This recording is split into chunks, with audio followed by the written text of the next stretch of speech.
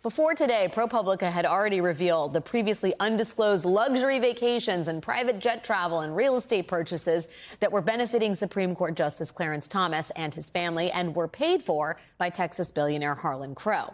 Today, ProPublica added to that laundry list an estimated $100,000 worth of private school tuition for a relative that Thomas and his wife Ginny were raising as their own son. And just for the record, the justice who accepted, without disclosing, more than $100,000 to pay for school tuition is presumably weighing in at some point on a case challenging President Biden's plan to forgive up to $20,000 in federal student loan debt. Because as even Clarence Thomas can tell you, tuition can be really quite expensive. Joining us now are Dahlia Lithwick, senior editor for Slate and host of the Amicus podcast, and Tali Farhadian Weinstein, who, among many other titles, is a former Supreme Court clerk. Thank you so much for being here. Tali, the idea that at one point Thomas discloses this $5,000 gift from the owner of a pest control company and then chooses not to disclose what could be a $100,000 gift from a billionaire conservative activist, to me, and I'm not a lawyer, seems like some kind of consciousness of guilt. How do you read the discrepancy between those two things? Indeed, that's what lawyers call a bad fact. And but it really, Alex, I think it shows what the bigger problem is here, because so much of what the justices can do in this space is voluntary. And so he could make the choice to disclose one thing and not another, and then argue, well, I'm not really required to make all of the disclosures that other federal judges are. I mean, I think it's very clear that if he were a lower court judge, he would have had to reveal all of this. And so this is really, I think, broken open the problem with this system, because judicial ethics, it's two things. It's disclosure and then it's disqualification based on what you disclosed. But if you don't tell us what the bad facts are, right? If you don't tell us what the potential conflicts or actual conflicts are, then we can't have an intelligent conversation about disqualification and about whether there's fairness really in the system. Yeah, Dahlia, to Tali's point about the different tiers here, there clearly are disclosure problems. But in terms of the disqualification, I thought this was so telling. Harlan Crow was asked by the Dallas Morning News whether he would be friends with Clarence Thomas if Clarence Thomas weren't a Supreme Court justice. And he said, it's an interesting, good question. I don't know how to answer that. Maybe not. Maybe yes. I don't know. I mean, there you have the man potentially admitting that he's only doing this for Clarence Thomas because he's a Supreme Court justice. This seems problematic as well. It's problematic in the extreme. And let's also note that Harlan Crow is asked, how did you become friends with Clarence Thomas after he's already on the bench? And Crow literally says, oh, I was flying him around on my plane and we became simpatico. So it's so clear that this was about him using his immense resources to buy proximity and access.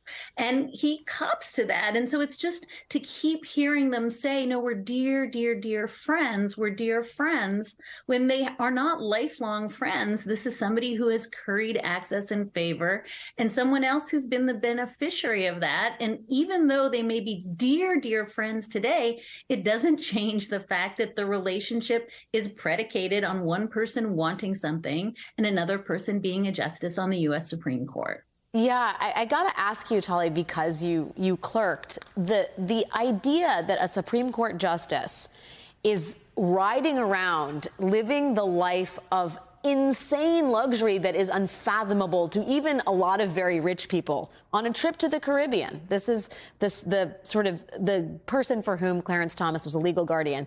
Mark Martin, he recalls riding jet skis off the side of the billionaire's yacht.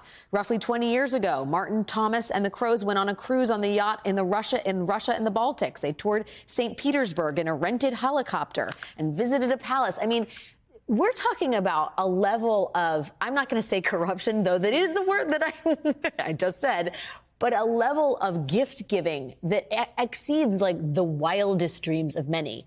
You know what it was like on the court back in the day. Would this be even imaginable in the era of Sandra Day O'Connor?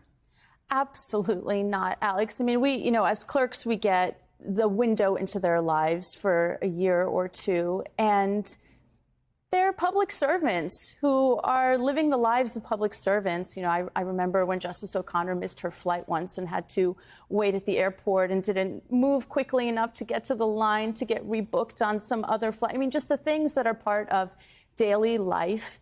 And she wasn't flying private with a billionaire. Indeed, no. And you know, the thing is, if you're going to conduct yourself this way, you're going to have this friendship, you know, it's, as they're calling it, you have to own it. You have to put it down on that piece of paper that is available online for everyone to look at so that we can figure out, are there some cases that Justice Thomas should just not be sitting in because of whatever label you want to put on it, whether you want to say friendship or something else. And, you know, you use that language of consciousness of guilt. It's the culture of secrecy that I think is really the problem here. I mean, we actually have a pretty good framework for how to do this. You know, first find out what's up and then talk about what to do about it. But if you're not even going to be open about it, then how can we have faith? Well, and I think people presume guilt when there's so much secrecy. I have to ask you, Dahlia, because this is breaking news from just a few hours ago,